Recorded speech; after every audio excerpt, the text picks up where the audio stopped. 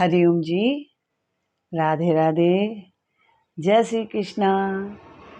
श्री कृष्ण गोविंद हरे मुरारे, हे नाथ नारायण वासुदेवा।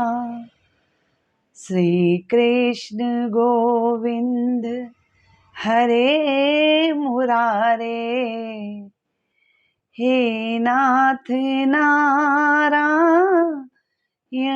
वासुदेवा। गोविंद मेरी यही प्रार्थना है, भूलूं ना मैं नाम कभी भी तुम्हारा। निष्काम होकर दिन रात गाऊं, गोविंद दामोदर माधवेति। हे माधव हे सखा हे सहेती।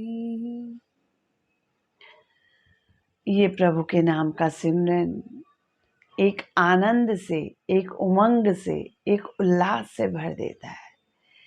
इस महीने जितना प्रभु के नाम का जाप किया जाए उतना कम है। मैं आपको बता रही थी सत्यभामा के बारे में। सत्यभामा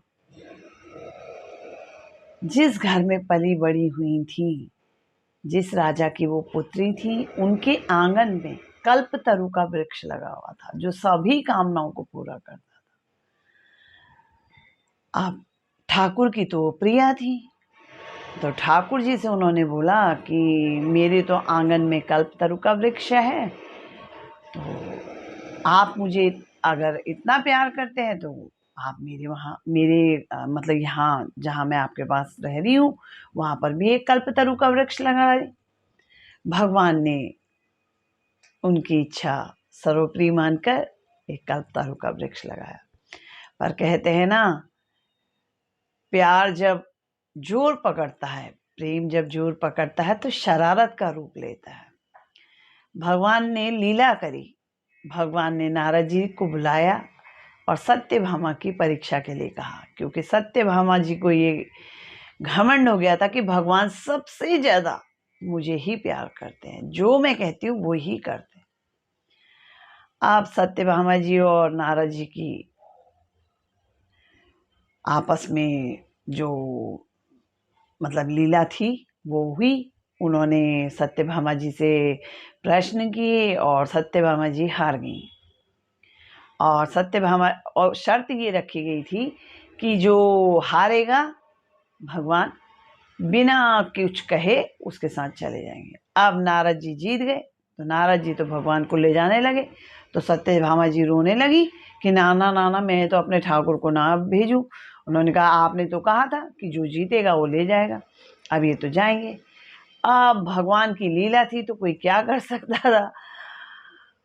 सत्यभामा जी के घर के सामने ही नारद जी ने एक अपनी कुटिया बना ली। अब भगवान से वो अपनी लिए दैनिक जीवन में जो जो चीज़ें चाहिए होती हैं, जैसे जल लेकर के आना, लकड़ी लाना, भगवान लेकर के आते थे। भगवान भोजन बना रहे हैं उनके लिए, और तो और उनके पैरों की मालिश भी कर रहे हैं। अब सत्यभामा जी तो देखें और खूब रोई, क्योंकि वो करती तो उनसे अनंत प्रेम थी। पर वही था कि उनको बड़ा घमंड हो गया था कि बस मैं हूँ और तो कुछ है नहीं। मैं दिन को अगर रात कहूँगी तो भगवान दिन को रात ही कहेंगे। अब भगवान ने तो पूरी दुनिया का ठेका लिया हुआ है, तो उन्होंने उनको समझाने के लिए ये लीला करी। वो नारद जी के पास जाती हैं, उनसे माफ़ी मांगती हैं, उनके तरले करती हैं कि आप ही बताओ कि मैं किस तरीके से भगवान को मतलब मुझे पुनः मिल जाए। तो नारद जी का दिल पसीज जाता है। नारद जी कहते हैं आप भगवान का मोल लगाओ, इनका मोल मुझे दे दो और इनको तुम ले जाओ। वो कहती है नारद जी से, हे मुनीश्वर, आप भगवान से ऐसे कैसे अपने पैरों की मालिश करा सकते हैं या उनसे कैसे अपने मतलब काम करवा सकते हैं? तो वो कहते हैं वो तो मेरा खरीदा हुआ गुलाम है, क्योंकि ये तो शर्त थी और वो शर्त मैं जीता हूँ, तो अब मैं जैसे चाहूँगा वैसा उनके साथ व्यवहार करूँगा, उनको सब कुछ करना पड़ेगा। तो वो खूब रोती हैं, खूब बिलखती हैं, खूब पश्चाताप करती हैं। तो तब नारद जी कहते हैं इनका मोल लगाओ और ले जाओ। वो कहती हैं ठीक है। वो कहते हैं मोल कैसे लगेगा कि एक तराजू में भगवान बैठेंगे, एक तराजू पे आप स्वर्ण, मुद्रा, हीरे, जवाहरात जो जो तुम्हारे पास है सब मतलब रख करके उनको खरीद लेना। चलो जी, हो गई बात। भगवान को एक तराजू में बिठाया गया।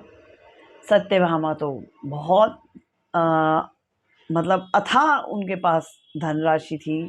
उन्होंने अपने जितना सब कुछ था सब रख दिया। भगवान टस से मस नहीं हुए। सत्यभामा ने जो गहने पहने हुए थे वो भी रख दिए।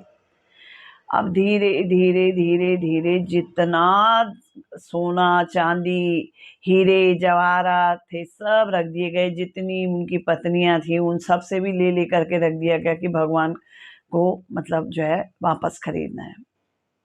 भगवान तो ही लेना। अगर पूरी त्रैलोकी का भी स्वर्ण मुद्रा वगैरह रख दी जाती तो भगवान तो हिलते नहीं। अब सत्यभामा जी फिर विलाप करने लगी।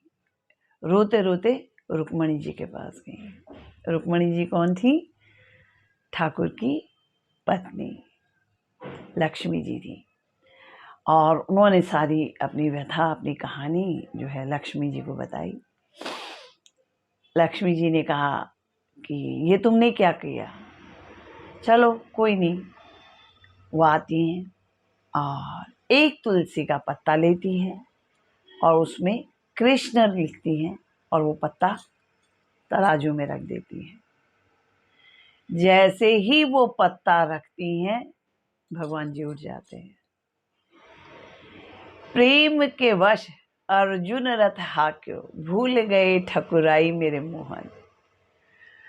प्रेम के वश ही दुर्योधन का मेवा त्यागा, विदुर के घर साग खाया। मतलब भगवान जो है प्रेम के भूखे हैं, प्यार के भूखे हैं। उनको पदार्थों से, सांसारिक किसी भी चीज से कुछ लेना देना नहीं है। वो तो कहते हैं कि तू एक कदम चल, मैं 10 कदम तेरे पास आऊंगा, मैं ही तेरा सच्चा साथी हूं। कहते हैं ना, सगे संबंधी नाते रिश्ते सब छोड़ के चले जाते हैं। एक परमात्मा ही है जिसका साथ, जिसका संग कभी नहीं छूटता। वो इतना प्यारा है, इतना सुंदर है, इतना मीठा है, वो तो अवर्णनीय है। उसका तो वर्णन कर ही नहीं सकते, ना वेद, ना शास्त्र, ना संत महापुरुष। वो तो वही जाने जो उस प्रेम रस को चखता है, जिसको वो चखाता है, जिसको वो चाहता है, जिसके थ्रू वो कराना चाहता है। तब सत्यभामा जी को पता चला कि प्रेम की ताकत क्या है।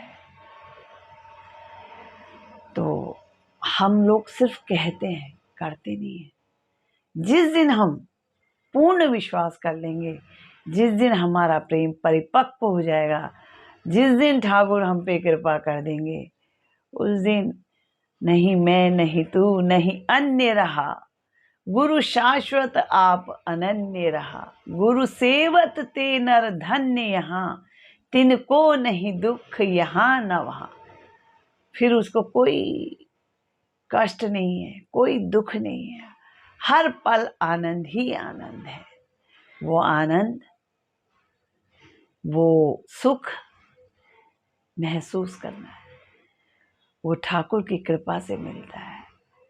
इसलिए सच्चे हृदय से, पूर्ण विश्वास से, पूर्ण निष्ठा से एक कदम आगे बढ़ाएं, ठाकुर आके हमारा हाथ थाम लेगा।